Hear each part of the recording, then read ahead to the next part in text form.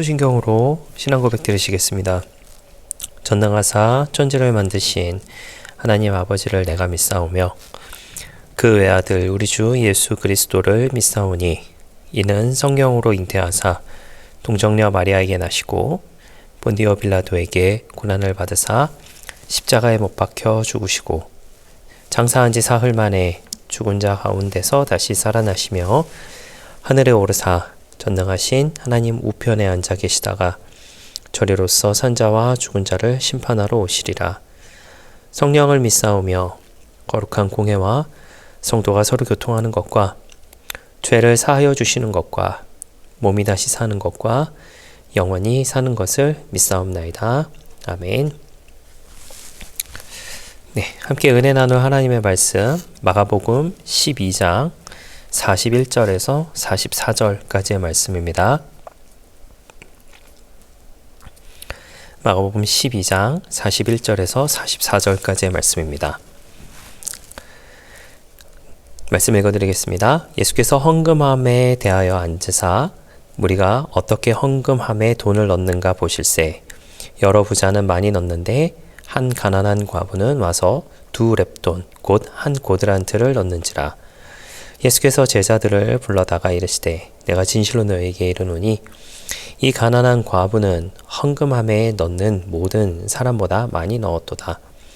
그들은 다 그 풍족한 중에서 넣었거니와 이 과부는 그 가난한 중에서 자기의 모든 소유 곧 생활비 전부를 넣었느니라 하시니라. 아멘. 네, 할렐루야. 2026년도가 시작하고 이제 두 번째 주 중을 맞이하고 있습니다. 여러분 아마 제가 교회에서 뵈면서 인사를 분명히 드렸겠지만 다시 한번 인사드리겠습니다. 네, 새해 복 많이 받으시고 올 한 해 주님의 이름으로 모든 것이 합력하여 선을 이루고 또한 형통한 우리 모두의 삶의 모습 되시기를 예수님의 이름으로 부탁을 드리겠습니다. 제가 복음서 비교를 이제 계속 하고 있는데요. 횟수로는 이제 3년 차에 접어들고 있는 것 같습니다. 꽤 긴 시간 동안 하고 있는 것 같은데 그만큼 이 복음서 안에 있는 내용도 아주 많이 그리고 또 심도 있게 또 풍족한 내용들이 많다라고 하는 것을 다시 한번 좀 생각해 보게 됩니다. 그러면서도 이제 보다 보면은 우리가 잘 알고 있는 내용들도 분명히 이제 존재를 하게 되잖아요. 오늘 읽으셨던 이 본문의 말씀, 사실 우리가 많이 접해봤던 또 알고 있는 그와 같은 내용 중에 하나이지 않을까라는 생각을 하게 됩니다. 예수님께서 예루살렘에 입성을 하시고 이제 세 번째 날에 있었던 에피소드가 바로 이제 오늘 읽으셨던 본문의 말씀이죠. 사실 이 앞에 어떤 내용이 등장을 하게 되냐면 긴 옷을 입고 시장에서 그 문안받기를 즐기며 과부의 가산을 삼키는 서기관들에 대한 책망에 대한 내용이 나옵니다. 오늘 읽으셨던 본문의 말씀은 이제 마가복음과 누가복음에만 등장을 하고 있습니다. 마태복음에는 이 내용이 등장을 하고 있지는 않는데 이제 마가복음 12장 38절에서 40절 말씀까지 해서 제가 조금 전에 소개시켜드렸던 서기관들에 대한 책망의 사건이 이제 등장을 하게 되죠. 그 직후에 등장하는 이름 없는 과부의 등장이 어떻게 보면 매우 극적인 모습으로 우리에게 다가오는 것이 아닐까라는 생각을 하게 됩니다. 성전의 헌금함, 이제 연복회라고도 이야기를 하는데 그 맞은편에 이제 예수님이 앉으시죠. 그리고 이제 사람들을 이제 보게 됩니다.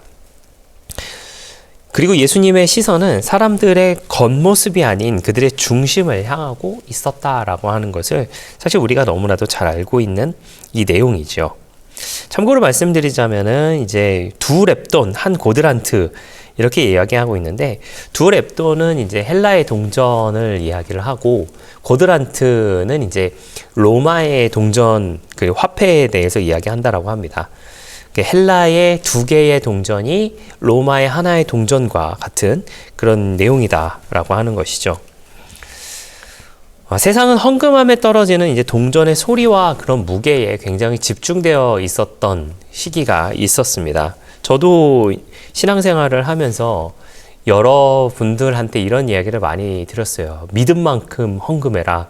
그 믿음만큼 헌금을 하면은 그 믿음에 하나님이 반응하신다라고 하는 그런 내용들을 사실 좀 많이 듣게 됐는데, 글쎄 저는 그것이 옳다 그르다라고 평가하기는 뭐합니다만은, 분명히 예수님의 기준으로 우리가 생각을 해보자면은, 그 예수님의 말씀 안에서만 생각을 해보자면은, 어떤 그것을 통하여서 내가 하나님께 더 많은 것을 받고 더 많은 것을 얻어내겠다라고 하는 그런 마음가짐 자체는, 글쎄요, 그 부분에 대해서는 우리가 좀 생각해야 될 부분이 아닐까라는 생각을 하게 됩니다. 헌금에 대한 내용에 대해서는 굉장히 조심스러운 부분이다라는 생각을 하게 돼요. 예수님 당시에도 마찬가지였던 것 같습니다. 부자들이 넣는 많은 양의 그 돈은 성전 안에서 이제 큰 소리를 내면서 사람들에게 이목을 끌기에 좋았던 것 같아요. 사실 그렇죠. 하나님께서 복을 주셔야 헌금도 많이 할 수 있다라고 생각을 할 수도 있을 것 같습니다. 그런데 여러분, 그렇게 해서 사람들에게 이목을 끌고 사람들이 저 사람의 모습을 보면서 저 사람은 하나님의 복을 받았어 라고 생각하는 그 모습이 그 사람으로 하여금 과연 하나님께 영광을 돌리는 것인가 라고 하는 것에 대해서도 우리가 분명히 생각해 봐야 하는 것이다 라는 것이죠. 분명히 예수님은 그 소리가 아닌 여인의 손과 마음에 대해서 보셨다라고 하는 것이죠. 하나님은 인간의 외적 자산에 의해 제한받으시는 그런 분이 아니다라고 하는 거 저와 여러분이 잘 알고 계시죠. 하나님께서는 얼마나 많은가 보다 누가 드리는가가 사실 더 중요한 것 같다라는 그런 생각을 하게 돼요. 당시의 성전 체제는 부유한 자들의 기득권을 정당화하고 가난한 자들을 소외시키는 그런 구조적 죄악에 빠져 있었다라고 이야기를 합니다. 그러면서 이제 서기관들은 이제 과부의 재산을 가로치는 행위들이 존재하게 되는데, 제가 서론에서 이제 소개를 해드렸던 마가복음 12장 40절 말씀에 등장하는 내용들이 사실 그런 부분이에요. 그리고 예수님께서 그런 그들을 책망하시는 모습을 보이고 계셨다라는 거죠. 이 여인, 그리고 이 과부는 그 부패한 시스템을 원망하기보다는 하나님과의 어떤 1대1의 관계에 집중을 했던 것 같아요.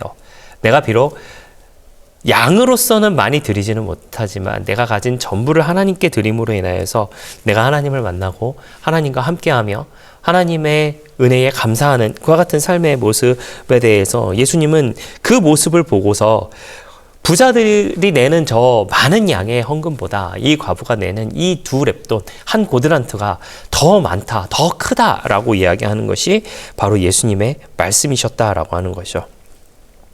예수님은 이 여인을 보면서 어떻게 보면은 자신의 앞날을 보셨을지도 모르겠다라는 생각을 하게 됩니다. 여인은 자신의 생활비 전부를 던졌습니다. 그럼 여러분, 예수님은 어떻게 하셨죠? 예수님도 자신의 전부를 던지셨죠.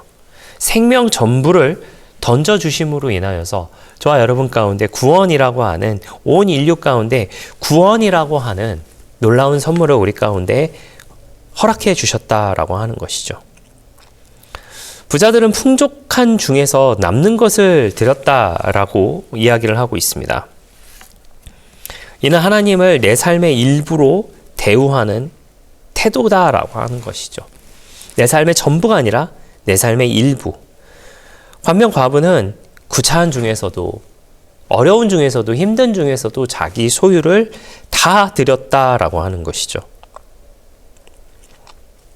사랑하시는 성도 여러분, 2026년도를 이제 우리가 살아가게 될 터인데, 우리에게 남는 것을 하나님께 드리는 것이 아니다라고 하는 것을 우리가 함께 기억하는 우리 모두의 모습이 되었으면 좋겠습니다. 이번 우리 교회의 목표가 제자로 부르심 그리고 제자로 보내심입니다. 참된 제자도라고 하는 것은요, 내 삶의 우선순위를 하나님께 두는 것입니다. 그렇다고 모든 것을 다 드리고 모든 것을 다 버려라 라고 하는 그런 뜻이 아니라, 나의 우선순위가 무엇인가, 나의 우선순위를 하나님께 두는 것이야말로 진정한 제자의 삶을 살아가는 것이다 라고 하는 것을 저와 여러분이 꼭 기억해 주셨으면 좋겠습니다. 이 본문은 단순히 전부를 바쳐라 라고 강요를 하고 있는 것이 결단코 아닙니다. 오히려 과부와 같은 약자들이 전 재산을 바쳐야만 신앙을 증명할 수 있다고 느끼게 만드는 이와 같은 종교적 압박에 대한 어떻게 보면 슬픈 고백이 이 내용 안에 숨겨져 있는 것은 아닌가라는 생각을 하게 됩니다. 실천적으로 교회는 가난한 자들의 두 렙돈이 눈물 섞인 것임을 알아야 하고 그들의 헌신을 귀히 여기며 그들이 생존의 위협을 받지 않도록 돌보는 구제 사역을 함께 병행할 수 있는 모습이 우리 가운데 필요하다라고 하는 것이죠. 오늘을 살고 있는 우리에게 있어서의 두 렙돈은 과연 무엇일까요? 어떤 거창한 업적은 아니어도 됩니다. 진심이 담긴 어떤 짧은 기도일 수도 있고요. 그리고 소외된 이웃에 대한 작은 친절이 될 수도 있습니다.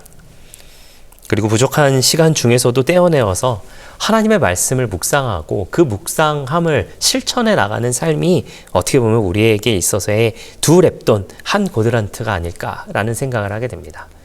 제자로 부름받으신 여러분, 또한 제자로 보내심을 받으신 저와 여러분, 예수님을 삶의 우선순위로 두고 참된 제자도를 이뤄가면서 살아가는 우리의 2026년도가 되시기를 부탁을 드리겠고, 그 2026년도가 하나님과 동행하는, 하나님의 품 안에 거하는 주님의 제자로 살아가는 우리 모두가 되시기를 예수님의 이름으로 부탁을 드리겠습니다. 기도하겠습니다. 좋으신 아버지 하나님 감사합니다.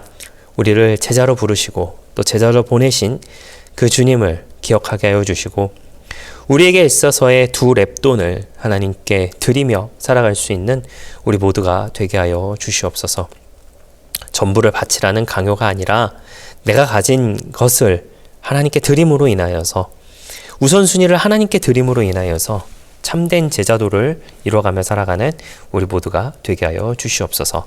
감사드리며 예수님의 이름으로 기도했습니다. 아멘. 주기도문으로 마치겠습니다. 하늘에 계신 우리 아버지여, 이름이 거룩히 여김을 받으시오며 나라가 임하시오며 뜻이 하늘에서 이루어진 것 같이 땅에서도 이루어지이다.